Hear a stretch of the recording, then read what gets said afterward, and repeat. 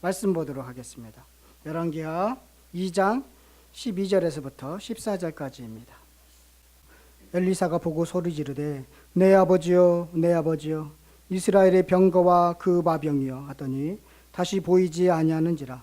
이에 엘리사가 자기의 옷을 잡아 돌로 찢고 엘리야의 몸에서 떨어진 겉옷을 주워 가지고 돌아와 요단 언덕에 서서 엘리야의 몸에서 떨어진 그의 겉옷을 가지고 물을 치매 이르되 엘리야의 하나님 여호와는 어디 계시나이까 하고 그도 물을 치매 물이 이리저리 갈라지고 엘리사가 건너가니라.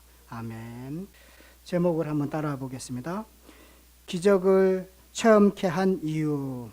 기적을 체험케 한 이유. 제목을 두 가지를 놓고 고민을 했습니다. 제 원고에는 처음에는 기적을 보는 관점 이렇게 했는데 그거보다는 기적을 체험케 한 이유가 무엇일까 이런 게 아는 것이 더 낫겠다 해서 중간에 바꿨습니다. 인생은 다음 세대에게 바통을 이어주는 것이라고 생각합니다.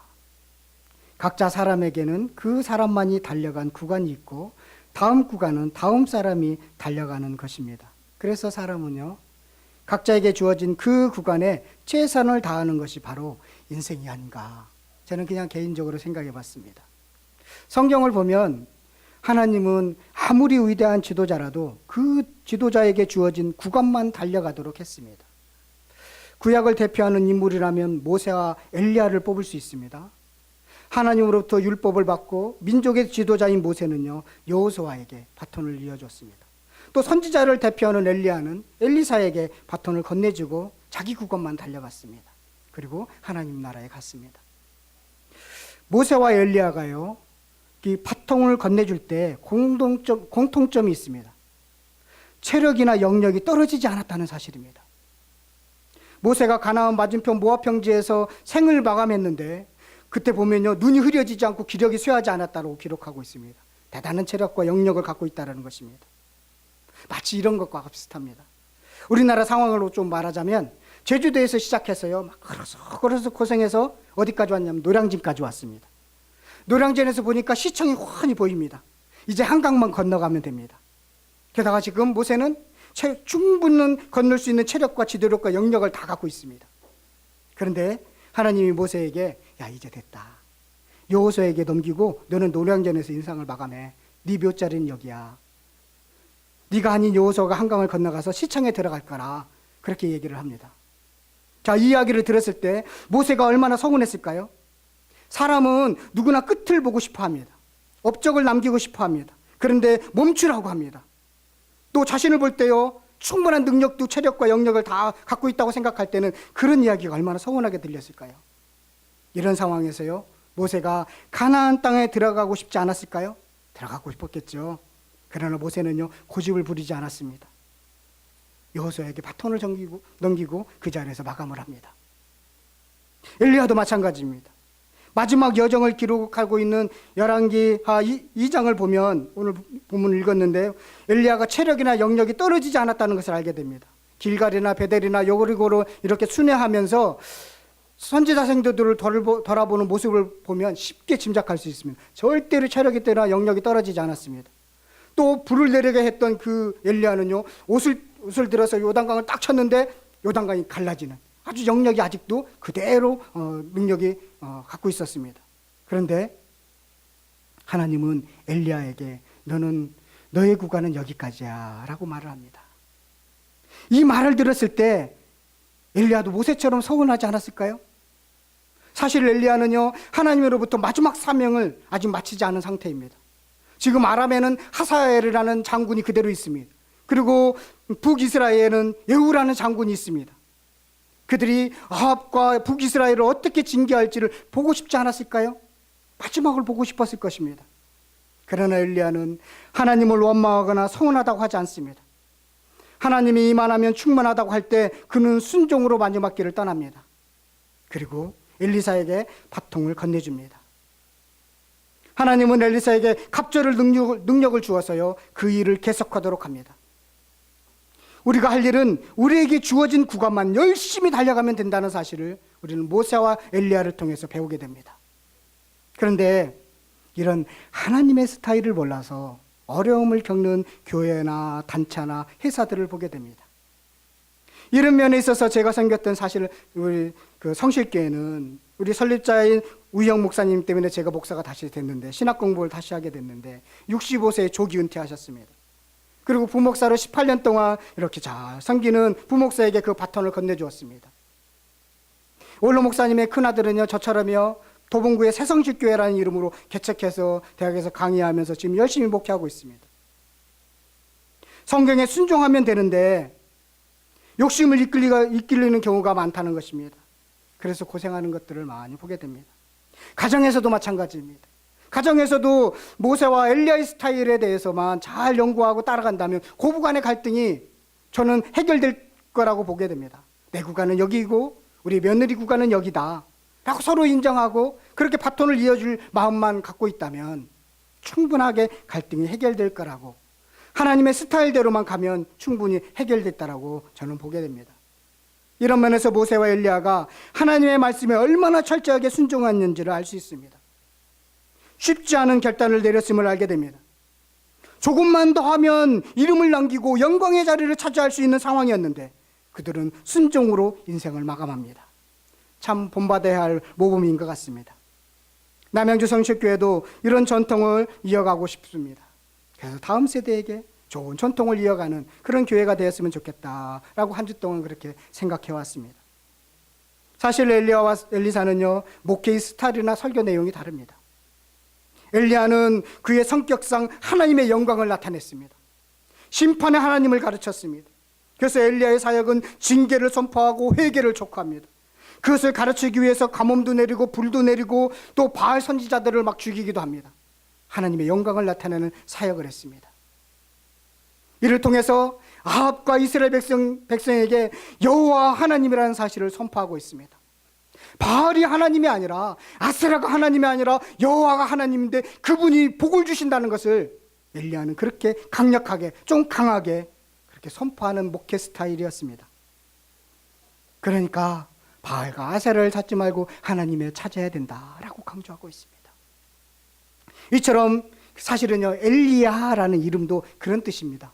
엘리야, 여호와는 하나님이시다. 그 엘리야라는 이름처럼 그렇게 자신의 이름에 걸맞게 그런 목회 스타일도 감당하고 있습니다. 마치 최권능 목사님 같습니다. 그렇게 그런 것처럼, 그런데 이에 반해서 엘리사는요, 갑절의 능력을 받았지만 2배의 능력을 받았습니다. 엘리야보다도 더 능력이 많습니다. 하나님이 더 많이 주셨습니다. 그런데 2배의 영성을 소유했습니다. 그런데 우리나라에서는 엘리야는 아는데 엘리사는 잘 모릅니다. 유명하지가 않습니다. 더 능력이 많으시고 더 많은 일들을 하셨는데, 그리고 목회도 엘리야는 25년밖에 안 했는데 엘리사는 50년을 했거든요. 그런데 우리나라에서는 인기가 별로 없습니다. 그런데 성경에서는 인기가 참 많습니다. 그의 사역은요, 사람을 돌보고 긍휼을 베푸는 사역을 감당했습니다. 이를 통해서 구원하신 하나님을 가르치고 있습니다. 엘리사는 개인이든 공중이든 어려운 사정을 친히 여겨서 건져주는 일들을 많이 했습니다. 마치 엘리사라는 그 이름도 그런 의미입니다. 엘리사, 하나님은 구원이시다. 그 이름에 걸맞게 목회 스타일도 그렇게 진행해 왔습니다. 50년 넘게 그 사역을 감당하면서 구원하신 하나님을 주변에서부터 차근차근 가르쳤던 모습이 바로 엘리사의 사역의 모습입니다. 많이 다르죠. 성격상, 우리나라 사람의 성격상 엘리야를 더 선호하게 되어 있습니다. 사실 엘리사는 약간 조금 힘이 있나 없나 이렇게 보일 정도로 그렇게 차분하게 했는데 많은 능력을 일으켜 세우신 그런 선지자였습니다. 마치 이런 것 같습니다. 신약성경에 기록된 세례 요한과 예수님과 비교할 수 있습니다. 세례 요한은요, 엘리야의 선정을 갖고 있습니다. 그래서 심판을 선포합니다. 하지만 예수님은요, 죄인을 구원하시기 위해서 십자가에 죽으셨습니다. 예수님의 사역을 보면 말씀을 가르치고 병자를 고치시는 구원 사역, 그 사역을 통해서 그 구원자가 지금 나다, 나를 통해서만 구원받을 수 있다, 그것을 가르쳐 주었습니다. 그래서 마태복음은 이런 사실을 아주 잘 설명해 주고 있는데요, 마태복음 5장에서부터 7장의 말씀은 산상수훈, 여러분들 잘 아시죠? 예수님이 말씀을 가르친 산상수훈이 기록되어 있습니다. 그런 다음에요, 8장에서부터 9장은 무슨 일이 있느냐면 10가지의 치유 사건이 쭉 기록되어 있습니다. 산상수훈은 천국 백성들이 갖춰야 할 마음과 행동 집중, 아주 높은 윤리를 가르치고 있습니다. 그런데 10가지의 9장에서부터 8장에서부터 9장까지 10가지의 치유 사건을 보여주면서 예수님이 구원이시다라는 것을 가르쳐주고 있습니다. 예수님을 통해서만 해결될 수 있다라는 것을 가르쳐주고 있는 것입니다. 마치 엘리사가 사역하는 것처럼 그렇게 예수님은 이 땅에 오셔서 자기가 죽기까지 그렇게 많은 일들을 하시면서 우리를 사랑해 주셨습니다. 예수님은 구원이시다, 하나님은 구원이시다라는 것을 가르쳐 주었습니다. 마치 구약의 엘리야와 엘리사, 세례 요한과 예수님은 이렇게 비교할 수 있다라고 우리는 볼 수 있습니다. 우리는 이 엘리사의 기적을 통해서 기적을 보는 이런 관점이 정립할 수 있습니다. 엘리사에 대한 기적이요, 2장 19절에서부터 7장까지 쭉 엘리사의 기적이 기록되어 있습니다. 몇 가지 정도 기록되어 있느냐면요, 한 10가지 정도 기록되어 있습니다. 그래서 엘리사의 기적을 보면 개인에게도 단체에게도 국가에게도 심지어 이방인에 이르기까지 다양한 사람의 대상으로 이루어지고 있습니다. 이런 다양한 기적을 통해서 엘리사는요, 하나님은 구원이시다는 사실을 가르쳐주고 있다는 것입니다. 고난과 위험, 절망에서 건져주시는 분은 바알이 아니라 아세라가 아니라 바로 하나님이라는 사실을 엘리사는 지금 가르쳐주고 있는 것입니다. 그래서 누구를 의지해야 되느냐? 네가 고난에 있니? 질방에 있니? 어려움에 있니? 고통에 있니? 그럼 누구를 의지해야 되느냐? 여호와 하나님을 의지해야 돼 라는 것을 그는 50년 동안 그렇게 주변의 사람들에게 그것을 가르쳐왔던 그런 기적의 선지자가 바로 엘리사입니다.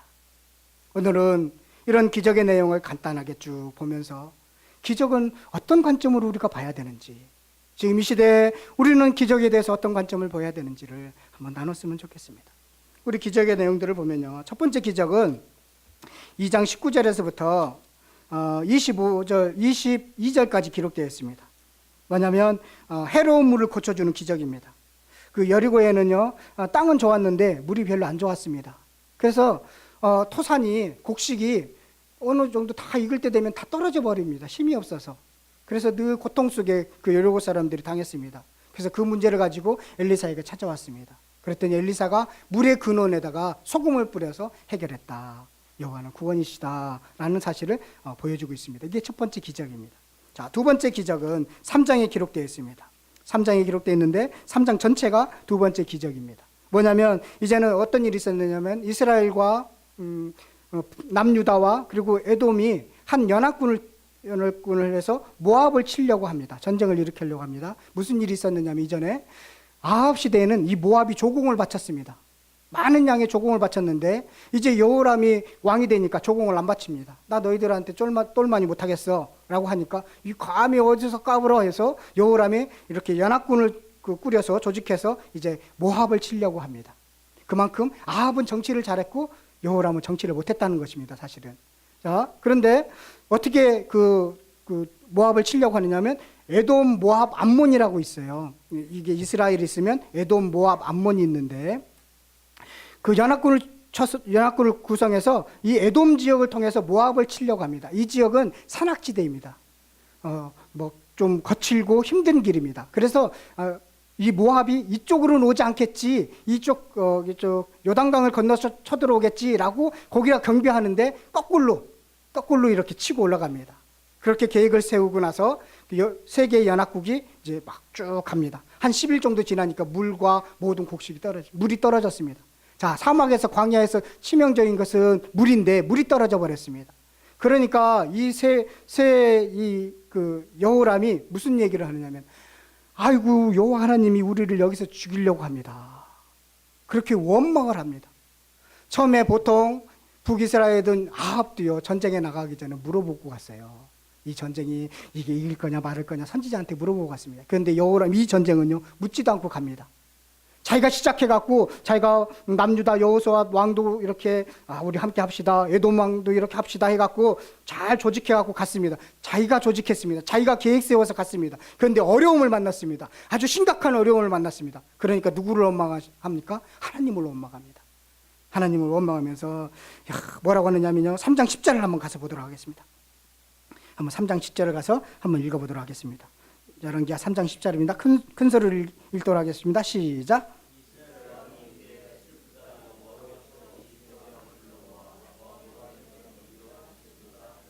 예, 자기가 하고 나서 하나님께 원망하는 모습입니다. 꼭 우리들을 많이 닮았는데 하나님이 부르지 않았습니다. 자기가 불렀습니다. 그러나 하나님이 불렀다고 얘기합니다. 그러니까 여호사밧은 사실은 믿음이 있는 사람입니다. 지금까지 살려주셨습니다. 정치도 잘했습니다. 그러니까 여호사밧이 이게 좀 문제가 있는 것 같다. 영적으로 좀 깨어있는 사람이니까 우리 혹시 하나님께 물을 선지자가 있습니까? 라고 이렇게 여호람에게 물어봅니다. 그러니까 여호람이 뭐라고 하는 줄 알아요? 엘리야에게 손을 붓는 그런 엘리사라는 있는데 그 엘리야의 손을 붓는 그런 그 엘리사라는 사람이 있다. 그러면 뭐냐면 아주 엘리야의 종처럼 그렇게 하찮은 어떤 선지자 하나 있는데 그 사람과 함께 물어봅시다. 이런 겁니다. 그래서 엘리사를 불러다가 이제 예언을 드리려고 하는데 엘리야가 열이 받았습니다. 예언이 안 나옵니다. 그래서 검은 굴을 치라고 합니다. 그래서 찬양을 쫙 든 다음에 마음이 조금 가라앉은 다음에 열을 조금 내려놓은 다음에 예언을 합니다. 자, 무슨 예언을 하냐면 개천을 팔아. 지금 비도 오지 않고 지금 어떤 비가 내릴 만한 어떤 상황도 아닌데 개천을 파라고 합니다. 그래서 개천을 팠습니다. 순종하고 개천을 파니까요. 어디에서 물이 내려왔는지는 모르겠는데 에돔 지역에서 물이 내려왔는지 어디서 내려왔는지 모르겠는데 내려와서 개천을 확 채웠습니다. 그래서 짐승들과 군사들이 다 그 물을 먹었습니다. 근데 그 물이 어디로 내려가냐면 모압 지역으로 내려가고 있습니다. 그래서 모압 군사들이 아침에 딱 일어나니까요. 그 물이 막 노을에 비쳐서 피피처럼 막 보이는 겁니다.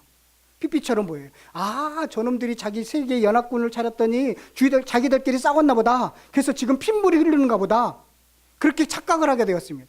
그래서 이제 노량물이나 뺏으러 갈까? 이렇게 하면서 무기도 안 들고요. 지금 연합군 진영으로 들어왔습니다. 그러니까 연합군이 저게 뭐야? 맨손으로 오잖아요. 갖고 때려 죽이고 이겼다라는 게 3장의 내용입니다. 이게 두 번째 기적입니다. 세 번째 기적은요, 여러분들도 많이 설교를 들었을 텐데, 과부의 기름인 선지자 상도의 아내를 구원한 사건인데요. 4장 1절에서부터 7절까지가 기록되어 있습니다. 신학생들이 참 힘든데 이 신학생이 신학 공부를 하다가 이제 그 목사도 되지 못하고 전도사 때 죽은 겁니다. 그러니까 그 신학 공부하려면 여러분 한 학기 다니려면 최소한 1,000만 원 정도 들거든요. 1,000만 원 이상 들어요. 그러면 7년을 다니면 7천만 원 빚을 졌는데 지금 이 신학생이 이게 신학 공부하다 보니까 빚을 졌습니다. 그런데 돌아가신 거예요. 목사도 되지 못해서. 그래서 과부로 빈분하게 사는데 절망에 빠져 있는 상황에서 과부를 구해주는 그런 모습을 보게 됩니다. 그러면서 4장 2절을 한번 보도록 할게요. 4장 2절입니다. 함께 보도록 하겠습니다. 시작. 내 집에 무엇이 있는지 내게 말하라. 그가 이르되 계집애 중에 기름 한 그릇 외에는 아무것도 없나이다. 자, 얼마나 힘들었는지요. 이분의 말의 언어의 표현을 한번 보십시오. 자, 무엇이 있느냐고 물어보니까 기름 한 그릇 외에 아무것도 없다. 기름 한 그릇은 있잖아요. 그렇죠. 제가 기름 한 그릇은 있습니다 라고 대답하면 되는데 아무것도 없다고 얘기합니다. 그만큼 힘들었다는 것입니다. 사람이 힘들고 힘들으면 부정적으로 많이 바뀌는데 그렇게 힘들었다는 것입니다. 그리고 쳐서라도 밖에 나가서 모든 병을 빌려와라. 그래서 기름을 부었는데 그 모든 병에 다 기름이 차니까 끝났다. 그래서 그 놈을 팔아서 이렇게 빚도 갚고 먹고 살게 되었다. 이게 세 번째 기적입니다. 근데 이거 가지고요, 어떤 분이 기름은 성령님이다 이렇게 하면서 막 성령님에 대해서 기름은 성령님이니까 성령님을 잘 모시면 충만하면 됩니다. 이렇게 해석하시면서 설교하시는 분들이 있습니다. 그러면 성령님 팔아갖고 빚 갚았습니까? 그냥 기름은 그냥 기름입니다. 그냥 너무나 많은 해석을 붙일 필요 없습니다. 그분은 기름 팔아서 빚 갚고 기름 갈아서 살게 되었습니다. 너무 알레고리식으로 해석하면 성경에 어긋나는 일들을 많이 겪게 됩니다. 그러면 또 우리 목사님 영성으로 해결했어, 해석했어 이렇게 좋아할 필요 없습니다. 그것은 조금 자기 생각이 많이 들어가 있는 것입니다. 자, 그 다음에 세 번째 그게 기적이었고요. 네 번째 기적은 4장 8절에서부터 37절 기록되어 있는 기적이 네 번째 수넴 여인의 사건을 다루고 있습니다. 한 17절까지 되고 있는데, 이 수넴 여인이 어떤 여인이었냐면 엘리사가요 여리고에서 그 갈멜산까지 왔다 갔다 하는 거예요, 주기적으로. 근데 그 통로에 길가에 집이 있었나 봅니다. 근데 엘리사가 왔다 갔다 하는 거 보니까 보통 사람은 같지 않습니다. 그래서 하나님의 사람인 것 같았습니다. 야, 그러면 남편하고 상의했습니다. 우리 저분이 중간에 우리 집에서 쉬고 그 다음에 다른 여행 갈 수 있도록 합시다 해서 집 한 칸을 이렇게 잘 꾸며서 엘리사가 지낼 수 있도록 그렇게 했습니다. 그러니까 엘리사가 너무 고맙죠. 자기가 부탁한 것도 아닌데 일부러 손님을 대접하는 그 수넴 여인이 너무 고마운 거예요. 그래서 말을 합니다. 혹시 당신이 원하는 거 있습니까? 내가 왕도 알고 장군들도 많이고 정치인들도 많이 알고 있습니다. 당신이 부탁할 일이 있으면 그 사람들에게 부탁해도 들어줄 수 있는 일이 있으니까 혹시나 그런 일이 있습니까? 물어보니까 아우 필요 없다고. 우리는 그냥 아무 그런 어떤 조건을 바라지 않고 그냥 우리 엘리사 선생님이 잘 쉬었다 가시면 됩니다. 더 이상 조건이 없습니다. 그렇게 얘기한 거예요. 친절을 베푼 거예요.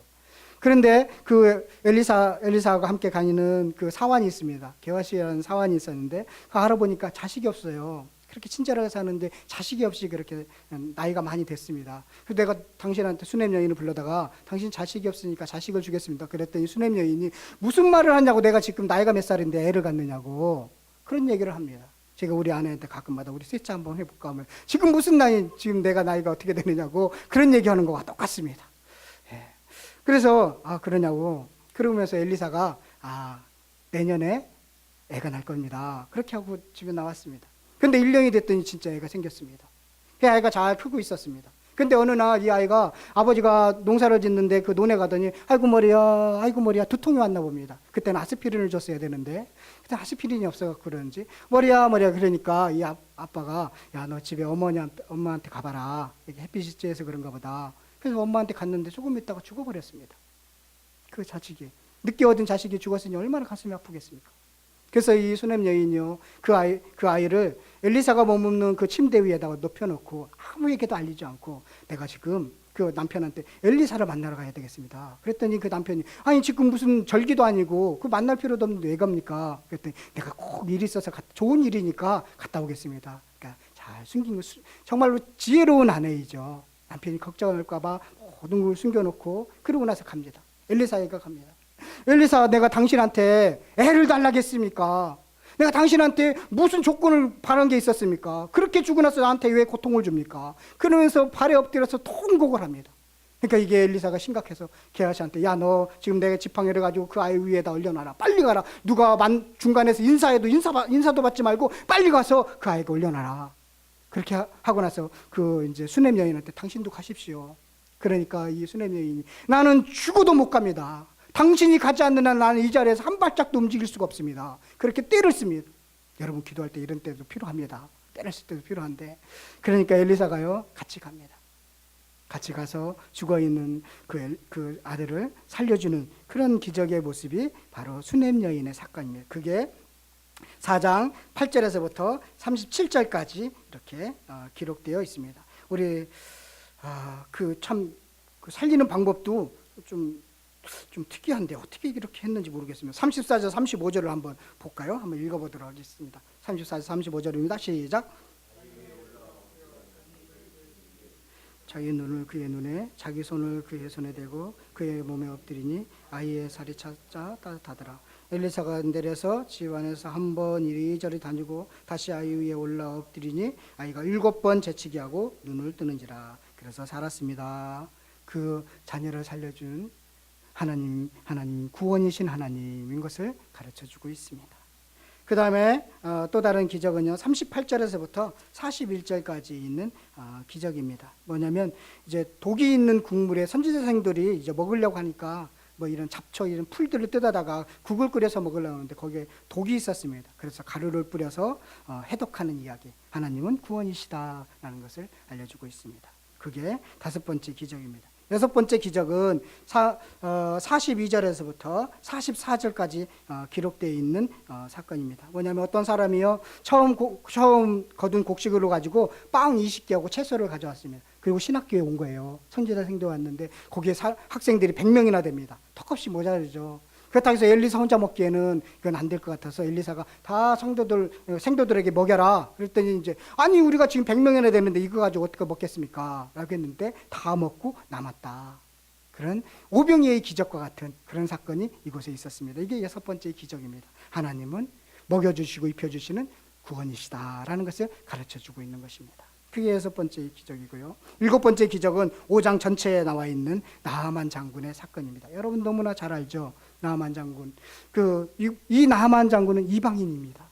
그렇죠? 이스라엘 백성들 아닙니다. 이방인임에도 불구하고 하나님의 기적을 경험하는 그런 사건들이 기록되어 있는데요. 우리가 나하만 장군이 그 기적을 경험하고 결단하는 모습을 한번 봤으면 좋겠습니다. 5장 17절, 18절 한번 보도록 하겠습니다. 나하만 장군의 이야기는 너무나 잘 알으니까 보고 17절, 18절만 한번 보도록 하겠습니다. 함께 큰 소리를 읽겠습니다. 시작.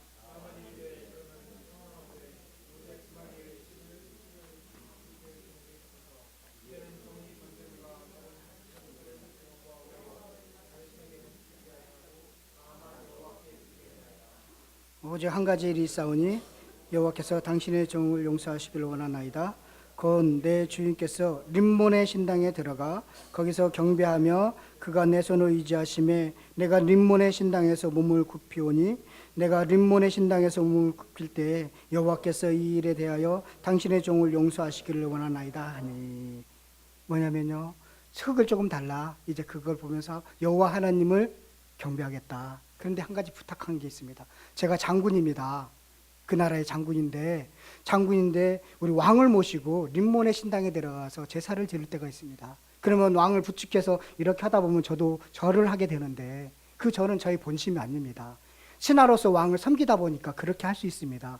만약에 그런 일이 있으면 용서해 주시기를 바랍니다. 그렇게 결단하는 모습입니다. 여러분 은혜를 받았으면요 결단하는 모습이 있어야 됩니다.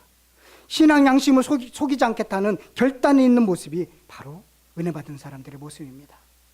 그래서 이 사건을 통해서 이방인까지 구원하신 하나님이 누구신가라는 것을 가르쳐주고 있습니다. 나하만 장군은 멋있는 점이 이런 면입니다. 장군들이 좀 그런 게 있는 것 같아요. 다 결단하는 모습. 우리도 저와 여러분도 이런 모습을 좀 닮아가시기를 바라겠습니다. 그 다음에요 8번째 그 기적은 6장 1절에서부터 7절까지 마치 옛날 얘기를 듣는 것처럼 들리죠.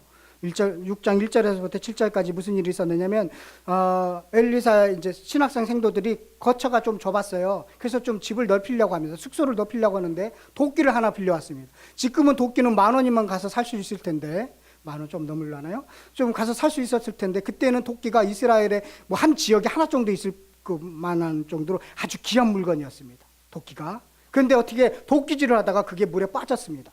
그러니까 난리 났습니다. 이제 종살이를 하고 평생 그것을 갚아야 됩니다. 그러니까 난리 났는데 그래서 엘리사가요 그 물에다가 나뭇가지를 딱 꺾어서 던지니까 그 도끼가 쭉 흘러요. 그래서 금도끼를 딱 넣어요. 이게 내 도끼냐? 아닙니다. 은도끼를 가져가요. 이게 내 도끼냐? 아닙니다. 쇠도끼가 딱 넣어요. 예 맞습니다. 갖고 도끼를 찾은 이야기가 바로 6장 1절에서부터 7절까지 나와 있습니다.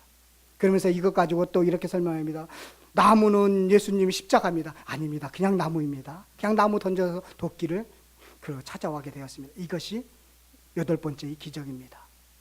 9번째 기적은 6장 8절에서부터 23절까지 있는 사건입니다. 아람 군대가요 계속 북이스라엘 침략하려고 하면 작전을 짜서 야 오늘은 A 루트로 가서 이스라엘 침공하자. 그러면 A 루트의 길목에 이스라엘 군대가 지키고 있는 거예요.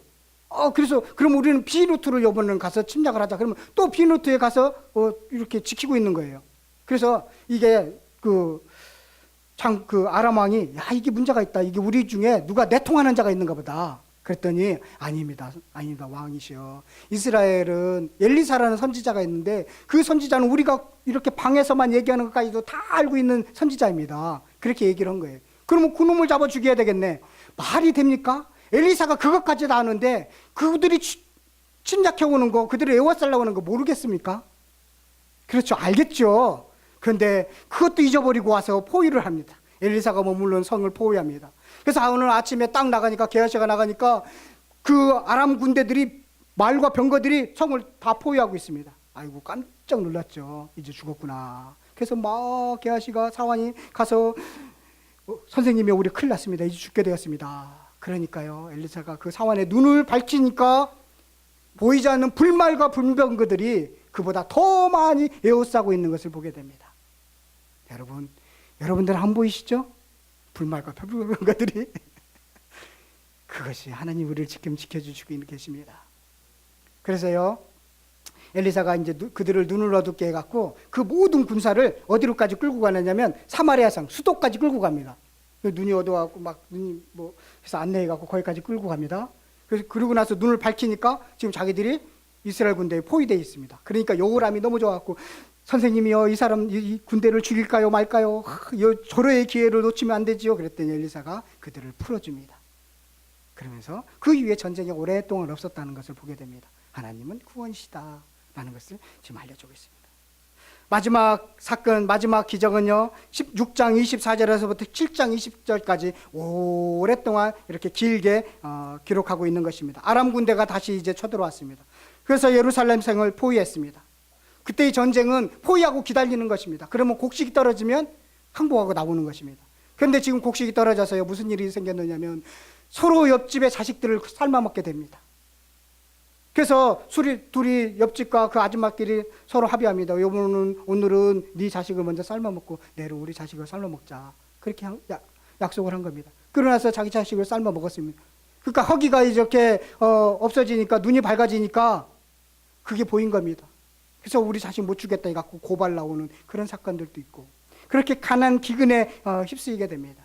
그런데 이제는 거기에 나병 환자들이 있었는데 성에 들어가지도 못하는 나병 환자들이 성에 들어가도 죽고 아람 군대에 가서 죽으니까 우리 그냥 아람 군대 죽더라도 뭐라도 얻어먹고 죽자. 그래서 4명이요. 그 나병 환자니까 발가락이 있는지 손가락이 없는지 그렇게 질질 끌어가면서 가는데, 가다가 옆에 있는 나병 환자가 야, 내 발가락은 제대로 있니? 아이고, 지금 발가락이 하나 없어졌어요. 그래, 내 손가락도 지금 없어졌다 하면서 둘이 4명이 얘기하면서 쭉 가는데 그들의 발소리를 증폭시켜서 마치 이스라엘 군대들이 침략하는 것처럼 두려움을 주게 됩니다. 그랬더니 아람 군대들이 그 소리를 듣고 다 도망가게 됩니다. 갔더니 거기에 곡식 들고 뭐 여러 가지 먹을 것들이 쫙 있습니다. 그거 가지고 다시 그 사마리아 성에 가서 알려줬더니 안 믿고 뭐 이런 이야기들이 나온 게 바로 10번째 사건, 기적입니다. 이렇게 10가지의 기적을 쭉 기록하고 있습니다. 여러분, 그렇다면 하나님께서는 엘리사를 통해서 왕과 백성에게 여호와의 건져주심을 보여주시면서 하나님의 뜻이 어떤 것인가를 알려주기 위해서 이렇게 10가지의 기적들을 쭉 보여주고 있는 것입니다. 많은 사역했죠. 엘리야보다 더 많은 사역을 했죠. 그렇게 그러면서 하나님은 구원이시다라는 것을 알려주었습니다. 마치요 이런 것 같습니다. 저는 성경을 보면서 마치 이렇다는 생각이 들었습니다. 자식을 키우면서 어떤 때는 때리기도 합니다. 또 얼리기도 하는 것처럼 하나님은요, 엘리야를 통해서 막 때리시더니 이제는 다시 엘리사를 통해서 얼리시는 그런 하나님의 모습이 보였습니다. 이렇게도 해보고 저렇게도 해보면서 이스라엘 백성들이 하나님의 사랑을 깨닫고 회개하고 정신 차려서 돌아오기를 바라시는 그 하나님의 마음을 엘리야와 엘리사를 통해서 저는 볼 수 있었습니다. 여러분들도 그 하나님을 보시기를 바라겠습니다. 엘리사의 기적은요, 엘리사 주변에 있는 사람들 속에서 이루어진 사건들이 많습니다. 선지자 상도들과 같은 가까운 사람들이나 친절하게 해준 수냄 여자나 이런저런 사람들의 어려움 앞에서 하나님의 긍휼과 자비를 보여주시고 간증하도록 하셨습니다. 하나님께서 치근히 여겨서 어려움을 돌보아준 것을 볼 수 있었습니다. 심지어 적국인 나아만 장군을 불쌍히 여기시는 하나님, 아람 군대의 사람들까지 죽음에서 건져주시는 그 하나님을 엘리사의 기적을 통해서 우리는 알 수 있는 것입니다. 이처럼 엘리사의 사역은요, 스승인 엘리야와 많은 스타일이 다른 그런 목회 스타일을 가지고 이렇게 하나님을 섬겼습니다. 이렇게 많은 기적과 이적에서 하나 발견할 수 있는 것은요, 엘리사가 대가를 요구하지 않았다는 것입니다. 나만 장군의 선물을 주겠다는 것까지 거절하는 태도를 봅니다. 엘리사가 이렇게 대가를 바라지 않는 까닭은 무엇일까요? 엘리사는 자신은 도구에 불과하다는 것을 알았기 때문입니다. 기적의 주인은 하나님이고 자신은 심부름꾼에 불과하다는 것을 알았기 때문입니다. 자신이 기적을 베푼 것이 아니라 하나님이 베푸셨기 때문에 대가를 받을 자격이 없다는 것을 알았습니다. 그래서 능력 있는 종이라고도 자랑하지도 않았습니다. 나서기도 하지 않았습니다. 이름을 하려고 하지도 않았습니다. 자신은 신분권에 불과함기 때문에 그렇게 그는 도구에 불과하다. 그래서 대가를 요구하지 않았습니다. 엘리사는요, 이런 면에서 우리나라에 많은 부흥사나 능력 있다고 하는 목회자와는 사뭇 다른 모습입니다. 물질을 바치는 응답받는다는 식으로 설교하는 요즘 능력 있다고 하는 그런 목사들과 많이 다릅니다. 바울은요, 죽은 자를 살리는 능력이 있었는데 사역하는 중에 폐를 끼치지 않기 위해서 열심히 일하는 모습을 보게 됩니다. 밤낮으로 열심히 일했다고 고백하는 바울의 모습에서 저는 엘리사의 모습을 찾아보게 됩니다. 성도 여러분, 하나님의 은혜는 공짜입니다. 공짜이기 때문에 가치가 없는 것이 아니라 사랑하기 때문에 공짜로 주는 것입니다. 너무 사랑하기 때문에 값없이 주는 것입니다. 하나님의 능력은 선물입니다. 값없이 받은 선물입니다. 그래서 값없이 주어야 합니다. 대가를 바라보면 안 되는 것입니다. 그것이 엘리사가 우리에게 가르쳐 주신 모습이라고 우리는 볼 수 있겠습니다. 결론을 맺도록 하겠습니다. 우리 주변에도 엘리사 시대에 있었던 기적들이 있습니다. 그런 기적을 체험하기도 합니다. 이런 기적이 우리가 능력이 있어서, 우리가 기도를 많이 해서, 우리가 헌금을 많이 해서 일어난 것이 아닙니다. 하나님이 불쌍히 여기셔서 그런 기적이 일어난 것입니다. 내가 잘나서 엘리사의 기적이 있는 것이 아닙니다. 여러분, 기적이 많다는 것은요, 그만큼 하나님의 말씀에 순종하지 않았다는 것을 의미합니다. 기적이 많다는 것은 그만큼 타락하고 딱딱해져서 말로 안 되니까 쇼킹한 방법을 동원해서 지금 하나님께 돌아오도록 하는 것입니다. 요즘도 보면 넘어지고 환상을 봤다, 이런 사람들이 많이 있습니다. 저는 그 이후에 좋습니다, 넘어졌습니다. 그러면 그 이후에 하나님의 관계가 더 친밀해졌습니까? 하나님의 거룩한 모습으로 살아가고 있습니까? 경건의 모습으로 그전보다는, 넘어졌을 때보다는 더 많이 경건해지고 성숙했습니까? 넘어진 이후에 이웃과 더 사랑하게 되었습니까? 가장 가까운 남편을, 가장 가까운 아내를 내 몸과 같이 사랑하게 되었습니까? 그랬다면 그 기적은 하나님이 주신 거지만, 그렇지 않다면 그것은요, 하나님이 주시지 않을 수도 있다는 것입니다. 이것이 기적의 의미인 것입니다. 왜 그러냐면 기적은 하나님께 돌아오는 데에 목적이 있기 때문에 그렇습니다. 제가요, 웬만한 사람 이야기를 안 하는데, 제가 힐링 캠프를 봤는데, 이승철이라고, 그 가수요, 이승철 가수라는 사람이 얘기하는데 너무 감동을 먹어서, 이승철이가요, 두 번째 지금 그 여자와 지금 결혼을 했습니다. 그래서 한 10년 넘게 살았는데, 이 두 번째 아내가 기독교인이라고 합니다. 그래서 이승철이가 예수를 믿게 되었습니다.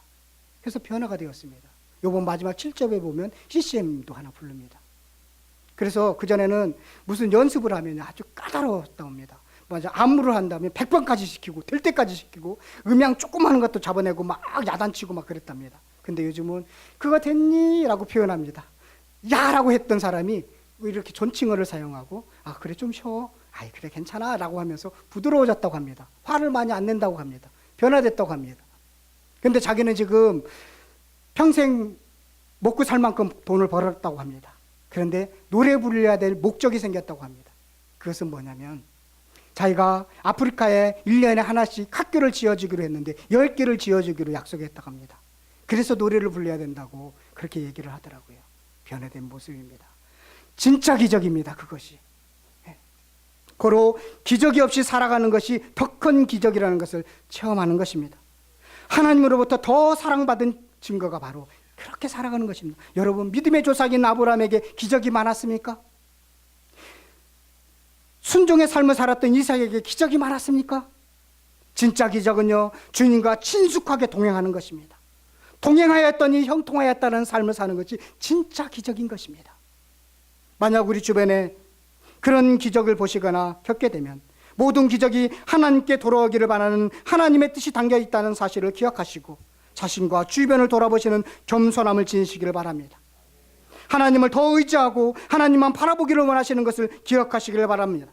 이것이 기적은 참된 기적의 참된 의미입니다. 진짜 기적은요, 우리가 하나님을 알게 되고 믿게 되고 순종하게 되어 있다는 것입니다. 하나님은 엘리사를 통해서 많은 기적을 보여주었습니다.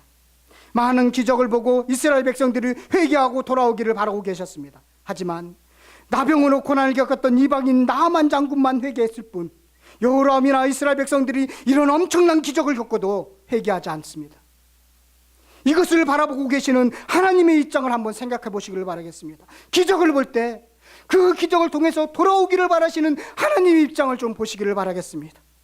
만약 우리가 이런 체험을 하고 그러고 있다면, 주님께 영광을 돌리지 않고 있다면 하나님의 입장이 어떠신가를 생각해 보시기를 바랍니다. 기적의 참된 의미를 깨닫고 순종하는 삶으로 진짜 기적을 이루시는 저 여러분들이 되시기를 간절히 축원드리겠습니다.